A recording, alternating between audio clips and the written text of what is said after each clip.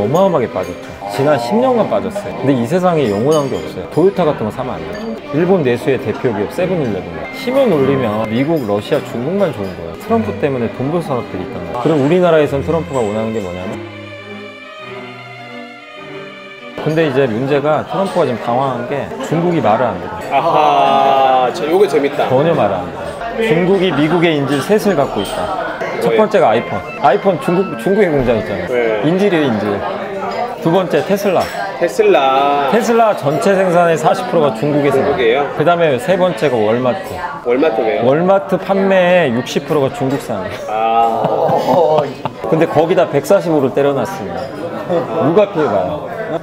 내가 봤을 때 얘 생각 없이 막 그냥 한 거 같은데. 일단 때렸는데 중국이 보복을 한 거예요. 처음에는 한 50%인가 때렸어요.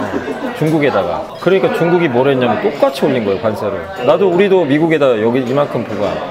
트럼프가 열받아가지고 50%를 더 얹어버린 거예요. 그 마치 도박하는 것처럼. 그러니까 무슨 뭐 카지노 하는 거. 네, 그래서 145가 된 거예요. 그래서 그랬구나. 그러니까 중국이 그 다음에 125까지 올렸어요. 그 중국이 그리고 나서 뭐라고 했냐면 이제 더 고단수로 나간 거야. 우린 더 이상 안 올린다. 1000% 올리든 말든 신경 안 쓰겠다. 그냥 우린 여기가 끝.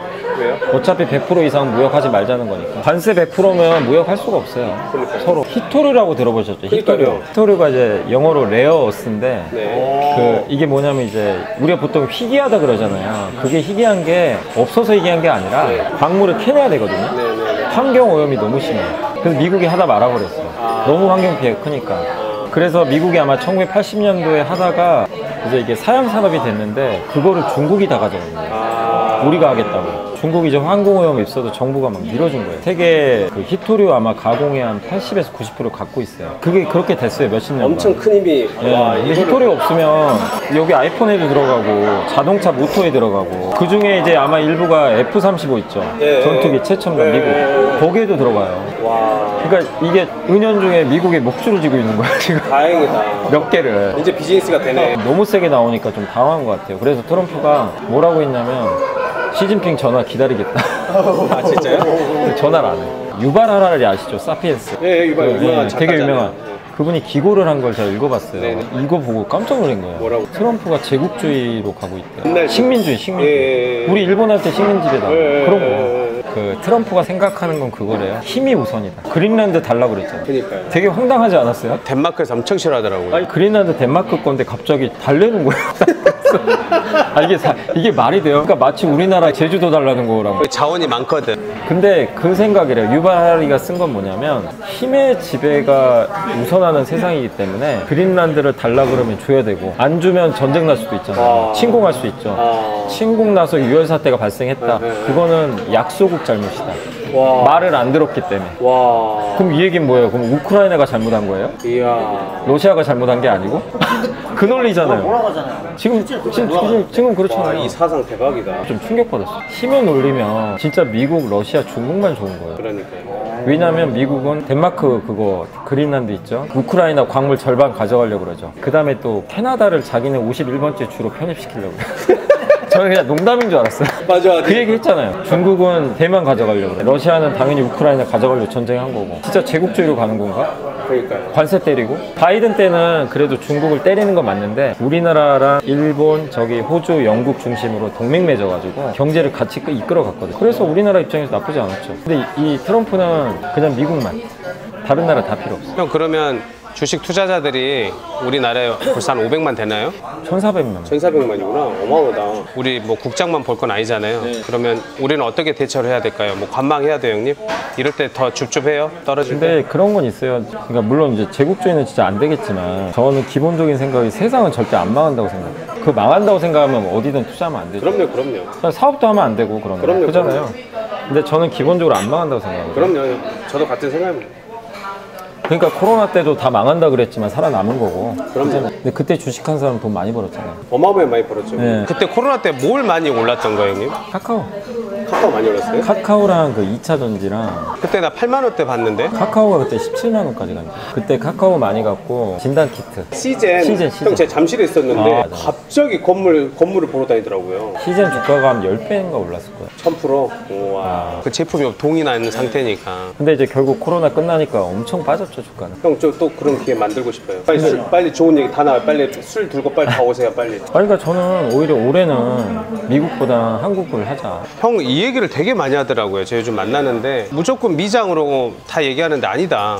미장은 2년 전, 그러니까 작년까지는 다 미장이었어요. 다시 극장이죠. 왜냐면 트럼프 정책 자체가 미국을 피해주잖아요. 네. 그래서 달러가 폭 나가고 있어요, 지금. 달러가 박살이 났어요. 지금 얼마예요, 형님? 지금 99까지 떨어졌고, 우리나라는 지금 환율이 한 1410원까지. 1410원. 근데 우리는 아직도 높지만, 그러니까요. 달러가 지금 많이 떨어지는 게 미국을 신뢰를 안 해요. 아하. 그래서 돈이 빠져나가요. 아하. 그래서 저는 이제 개인적으로, 저는 앞으로 좀 좋은 쪽이 환율로 보면, 통화 가치로 보면 일본 엔화가 좋을 것 같고. 엔화가. 왜냐면 엔화도 지금 많이 떨어진 상태죠. 어마어마하게 빠졌죠. 지난 10년간 빠졌어요, 엔화는. 근데 이 세상에 영원한 게 없어요. 10년 동안 달러는 좋았잖아. 형 엔화 얼마예요 지금? 엔화가 우리나라 돈으로 아마 1,000원 정도 할 거예요. 1000원이요? 근데 그게 작년에 850원까지 빠졌어요. 와. 그때 엔화가 엄청 폭락할 때. 일본은 경제가 정상화되고 있거든요. 내수를 살리려고 그래요. 그래서 물가도 걔네들은 좀 오르고 있고. 살려야 돼. 네, 너무 30년 동안 안 좋았기 때문에. 근데 어쨌든 이제 일본, 그러니까 달러 자산만 하는 건 되게 안 좋아 보이고. 이렇게 일본 엔화에 투자하려면 형 어떤 방식으로 해요? 되게 많아요. 엔화 예금도 있고 은행 가서 현금을 사셔도 되고, 여행 갈 때 일본 엔화로 많이 바꾸시기도 하니까 ETF도 있어요. ETF로? 엔화 선물 ETF라고 검색하면 다 나와요. 그리고 일본 주식을 사도 되죠. 아 주식도 답이겠다. 엔화로 사니까. 작년에 미국 주식 한 사람들이 왜 돈을 많이 벌었냐면 미국 주가도 올랐잖아요. 네. 뭐 엔비디아 같은 거 많이 올랐죠. 근데 달러가 급등합니다. 2배 먹는 거, 2배로 이게. 이것 때문에 그냥 50%를 먹고 들어갔다 하더라고요. 그 달러가 오르니까. 주가 오르죠, 달러 오르죠. 근데 우리 한국 주식 산 사람은 진짜 힘들었죠. 주가도 빠져, 환율은 맨날 올라가. 만약에 뭐 일본 주식이 좋다 안 좋다 떠나서 일본 엔화를 산다면 일본 주식을 만약에 사서 내가 손해볼 수도 있잖아요. 엔화 값이 오르면 네. 만회할 수가 있는 거예요. 그리고 우리나라 지금 이렇게 내수가 잘 안 되는 게 환율이 너무 높아요. 환율이 낮아야 내수가 좋거든요. 맞아. 원화는 급락했잖아요. 네, 달러는 높고. 근데 일본이 만약에 엔화가 이렇게 강세로 가면 내수가 좋아져요. 수출하는. 그러니까 일본 투자할 땐 수출주 사면 안 돼요. 도요타 같은 거 사면 안 되죠. 일본 내수의 대표 기업 세븐일레븐. 세븐일레븐. 그 다음에 거기 있잖아요. 유니클로. 물론 수출도 있지만 거의 내수 비중이 높으니까. 주로 내수 강호주 뭐 이런 거네요. 주로. 왜냐면 일본 정부의 목표도 내수 부양이죠. 그럼 이제 미국을 아예 하지 말자는 건가? 그건 또 아니에요. 네. 미국 안에서도 트럼프 정책 수혜주들은 있어요. 기본적으로 미국에 공장 지으라는 거예요. 그러면 공장 지을 때 뭐 필요해요? 철강? 그렇죠. 산업의 발달. 네, 철강. 미국에 철강사 있죠. 철강에 관세 때려버렸어요. 그럼 다른 나라 철강이 들어오기 힘들어요. 오, 요거 좋다. 미국 철강도 좋고 공장도 지어야죠. 그리고 이제 공장 지을 때 필요한 인프라 같은 거. 이렇게 전문가 이래서 말 듣는 거야. 그러니까 미국이 다 안 좋다는 게 아니라 미국이란 나라가 그렇다고 망할 거 아니잖아요. 그 안에 트럼프가 원하는 것들을 해줄 수 있는 거. 좋다. 그럼 우리나라에선 트럼프가 원하는 게 뭐냐면 뭐예요, 여기? 배를 원해요. 배. 배. 배를 못 만들어. 미국이 옛날에 조선 이거 있잖아요. 군함도 잘 만들고. 어디도 올라갔는데 예. 우리나라의 조선주가 괜찮아질까? 이 모든 제품에 물론 대부분 관세를 때리지만 미국은 지금 배를 만들고 싶어요. 그러니까 배는 안 때리겠다 이거야. 배는 못 때려요. 때릴 수가 없어요. 그리고 최근에 뭘 때렸냐면 중국 배를 때렸어요. 아하. 중국이 전 세계 1위에요, 조선. 원래 중국 배가 돌배라 형님 맛이 없어요. 우리나라 2등이에요. 근데 중국을 때리면 어떻게 돼요? 그랬구나. 한국이 반사예요. 너무 재밌다. 아니 근데 형님 너무 오늘 그냥 고마운 게 제가 원래 영상 찍으면서 원래 제 집중 잘 안 하거든요. 형님 얘기는 아주 배는 좀 날카로운 것 같아. 이글을 타오르는 빛을 보네. 우리가 세상 망했다고 생각하지 말고 위기잖아요. 투자하기 싫어요, 사실 누구든. 찾아보면 진짜 틈새가 다 보여요. 그러니까 트럼프를 욕은 하지만 트럼프 때문에 돈 벌 산업들이 있단 말이에요. 그러니까요. 그걸 찾으면 나중에 이제 시장이라는 것도 언제 회복되거든요. 너무 재밌어요. 그리고 트럼프는 저는 후퇴할 거라고 봐요. 근데 대신에 아무거나 사면 절대 안 된다. 트럼프가 직격탄 날릴 것들 그런 거 하면 안 되고. 그러니까 애플은 되게 위험하죠. 아니 아이폰에 관세를 그렇게, 물론 아이폰 관세 지금 트럼프가 이번에 일단 면제시켜줬어요. 원래 145% 때리잖아요. 20%로 낮춰줬어요. 복리효과 아시죠? 알죠. 계속 쌓이잖아요. 연 한 10% 정도 수익이 나면 아마 나중엔 그게 한 30년 지나면 그 한 몇십억 돼요. 네. 복리효과 때문에. 공력화 때문에. 나중에는 이게 10억 되면요. 10억에 10%만 돼도 1억이잖아요. 그렇죠. 그냥 쭉쭉 불어나요. 복리효과가 좋은 건 아는데 왜 안 하냐면 처음에 몇 년 해도요. 돈이 안 불러지는 것 같아요. 1억에서 10% 벌어봐요. 1억 1천만 원. 이래가지고 내가 뭐 언제 20억, 30억 부자 돼서 아파트 사냐. 이 생각 하는데 진짜 1년에 10%만 꾸준히 내고 물론 안 써야 되겠죠, 그 돈을. 사실 근데 10%도 되게 높은 수익률이에요. 형 이게 보니까 도둑놈 심보가 있네. 아니 그런 10%라기보다 아 형 제가 얘기한 거예요. 아니 이게 형 공부는 열심히 안 하면서 고생한 그 진짜 인과관계잖아요. 그 원인을 만들진 않으면서 결과는 막 2배, 3배를 원하잖아요. 단기내. 주변에 어떤 친구나 지인 이게 제일 위험하더라고요. 두세 배씩 먹는 경우가 있어요. 수익이. 운 좋게 그럼 같이 잘 사- 불나방처럼 뛰어드는구나. 그러면 친구가 얘기하죠. 근데 돈 많이 번 사람들은 대부분 어떤 사람들이냐면 그 어떤 사람? 처음에는 다 똑같아요. 한 번에 크게 벌고 싶어서 처음에는 공격적으로 해요. 그러다 한 번씩 다 당해요. 당해. 큰 손실을 봐요. 그래 그런 실패 경험을 맞아요. 해보는구나. 그리고 제 주변에도 이렇게 슈퍼개미 되신 분들 얘기 들어보면 그런 경험이 다 있어요. 공부를 해요. 아, 이렇게 하면 안 되겠다. 그리고 시드머니 모으더라고요. 잘했구나. 최소 1억은 모아요. 정신 차려가지고. 네. 아 5천이어도 돼. 자기만의 이제 스타일을 찾아요. 1년에 나는 10%씩 하겠다. 나는 그냥 한 종목에 승부 걸 그런 분도 있어요. 슈퍼개미 중에. 근데 개인 투자가 따라하기는 좀 어렵지만 그리고 진짜 배당만 받아서 부자 된 분도 계시고 저는 그래서 이 자영업자 하시는 분들 네. 주식 공부가 잘 안 된 분들은 저는 이제 개인적으로 권유드리고 싶은 게 네. 첫 번째가 배당주를 투자하셔요. 배당주가 어떤 거냐면 은행 같은 거 있죠. 은행. 뭐 예를 들면 한국전력 같은 거 여기 성장이 없어요. 성장이 KT 없는. 같은 거는. KT 맞아. 대신에 안 망해요. 절대 망할 수 없는 회사. 은행이 망하겠어요? 몇 개 있지도 않은 은행이? 우리나라 뭐 경제가 망하지 않는 이상. 그러니까 경제 망하면 다 망하는 거지 뭐 그거야. 거기다가 KT 안 망하죠. 형님 저 KT 주식을 20년째 봤는데 그래프를 봤더니 형 뭐 그냥 들판이더라고요. 그래프. 근데 통신주가 옛날에 IT 버블 생길 때 딱 한 번 올라간 적이 있어요. 네. 그때 인터넷 한다 그래서. 네. 근데 그거 외에는 그냥 근데 대신에 1년에 배당을 6%씩 줘요. 와, 형 이거 높은 거죠? 저 은행이죠 2%. 아 그러네, 맞네. 제가 이게 하나 더 말씀드리면 제가 기업 추천한 게 아니라 증권사들 있죠. 대형사들. 그러니까 많이 주는 데는 삼성증권이 7% 주고요. 와, 대신증권은 어떤 배당을 하냐면 근데 배당에 좀 단점이 하나 있어요. 뭐가 있어요? 이자처럼 세금 내야 돼요. 아 세금 내고 15.4.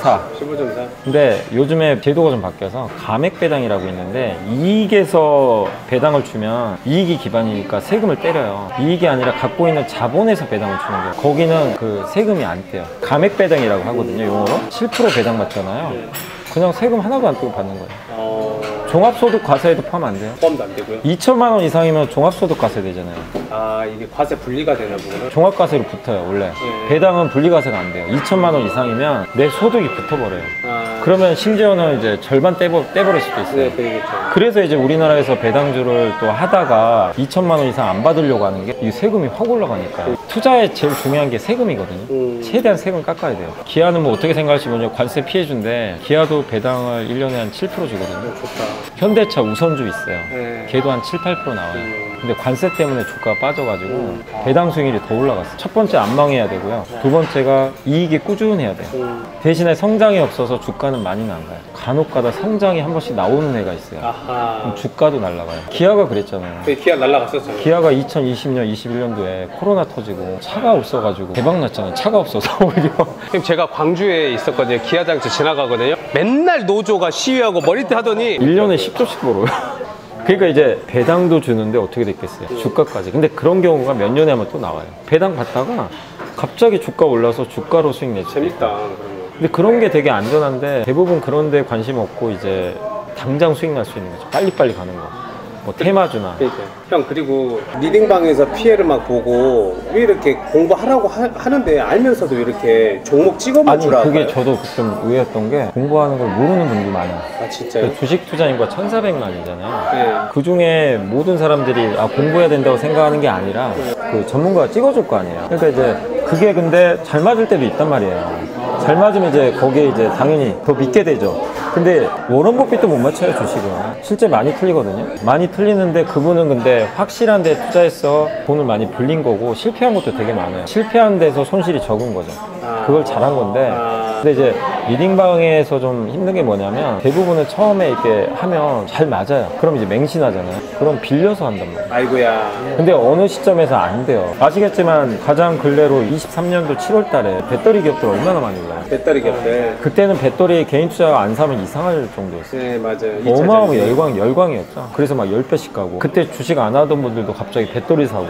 근데 그때 산 분들 지금 결과는 처참하거든요. 아, 어느 정도 뭐 10분의 1 토막 난 것도 있고. 그러니까. 포스코가 그때 개인이 제일 많이 산 게 포스코홀딩스예요. 그래서 포스코홀딩스가 저는 실제 그때 포스코홀딩스 한번 갔다 온 적 있어요. 아. 그게 어떠냐면 옛날에 그 22년도에 갑자기 저한테 전화가 온 거예요. 뭐라고요? 그래서 포스코홀딩스에서 이제 연락이 와가지고 한번 이제 개인 투자들이 포스코를 어떻게 생각하냐 이제 알고 싶은 것 같더라고요. 그래서 제가 답을 좀 적나라하게 얘기를 해줬어요. 네. 되게 적나라하게 무겁다, 뭐 친환경이라고 뭘 하는 것 같은데 하는 거 맞냐 모르겠다, 뭐 2차 전지 진짜 하는 거 맞냐, 리튬. 사실은 회사가 하고 있거든요. 개인 투자를 잘 몰라요. 그냥 철강만 하는 거라 무겁다. 회장님한테 좀 말씀드렸던 건 뭐냐면 네. 와, 회장님까지 만나셨어요? 거기 오셨으니까 와. 개인들하고 좀 소통을 하시면 어떠냐. 자주 알려라. 지금 하고 있는 사업을 적극적으로 좀 가볍게. 알리시라. 아르헨티나에 리튬 사업도 있는데 그런 것도 알려라. 기자들 데리고 아르헨티나 저 호수 갔다 온 거 영상까지 올리더라고요. 되게 적극적으로 했어요, 홍보를. 그때 주가 25만 원 했는데 1년 만에 75만 원까지. 이야. 3배 갔어요. 그 무거운 주식이. 배 근데 지금 다시 25만 원이에요. 다시 똑같어요? 다시 25만 원. 배터리가 안 되니까. 포스코가 그땐 되게 쌌거든요. 그 당시에 뭐 25나 30만 원에 사셨다면 되게 합리적인 가격에 사셨고 수익이 났겠죠. 근데 많은 분들이 대부분 60, 70만 원에 많이 샀어요. 제가 기억나는 게 그러니까, 23년 7월에 일주일 동안 포스코를 우리나라 주식 중에 개인들이 제일 많이 샀거든요. 아. 3종가 샀을 거예요, 일주일 그럼 동안. 다 물렸겠네. 엄청 사더라고요. 근데 저는 그때 너무 걱정됐어요. 아, 이거 지금 포스코는 지금 비싼데. 실제로 저한테도 제가 이제 회사에서 방송하니까 방송에다 물어봐요. 포스코 물려 계신 분들이 어떻게 해야 되냐. 그럼 저는 지금은 다시 원위치 됐기 때문에 그냥 기다리시는 게 맞다. 많은 분들이 힘들어 하시죠. 포스코란 기업은 똑같은데 언제 샀냐가 되게 중요해요. 술 한잔